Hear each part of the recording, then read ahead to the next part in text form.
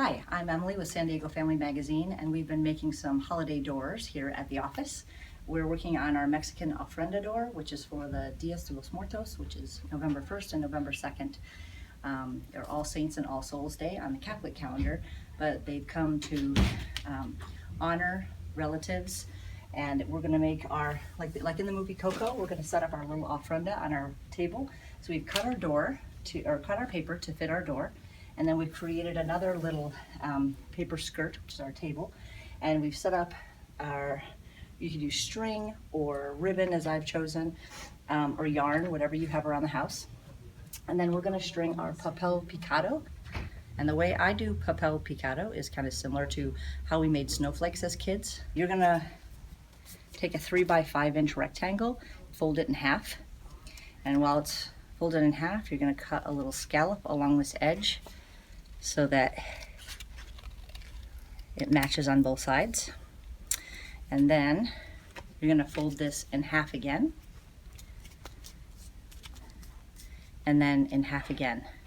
And that's going to give you 8 even sections.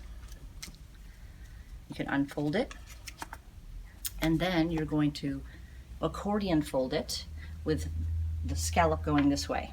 And then you're going to go back the opposite way, and back again the opposite way, so it looks like an accordion as you go. Okay, and when you end up, both of your scallops should be on the same side. Okay, just like that.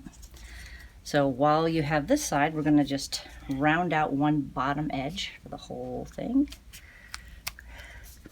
and then we're going to cut a few triangles or circles, but you want to give space in between so that it doesn't fall apart. So here's a couple of triangles.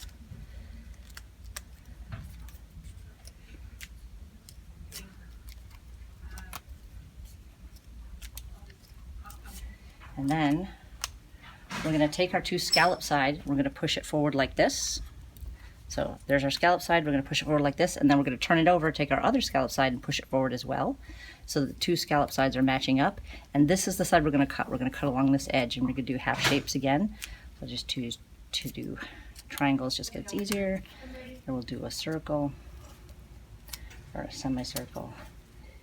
And you want it to hang in different bright colors. Then we're going to be honoring a loved one. So this is not my grandma, but it's someone's. So she's going to have her framed portrait sitting on our table. And then typically in the ofrendas, they're going to be the person's favorite food.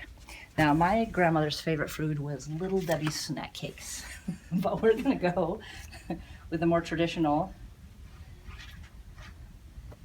steak.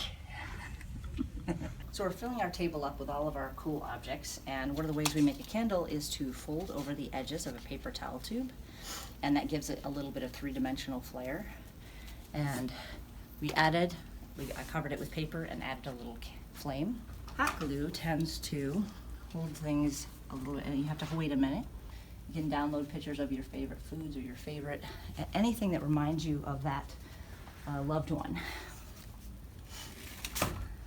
So when Americans think of Dias de los Muertos, they think of the sugar skull. So what we've done to create our sugar skull is you want to first draw half of a skull shape, and then while you have that half shape, draw your eye socket, so you'll have double eyes, one half of your nose, and then one half of your smile. And we're just going to cut this guy out. So when you open it up, you have your full skull face, and it's perfectly centered on both sides. Then what I did was I drew some shapes out that kind of resembled how they would decorate a sugar skull, and then colored in with color.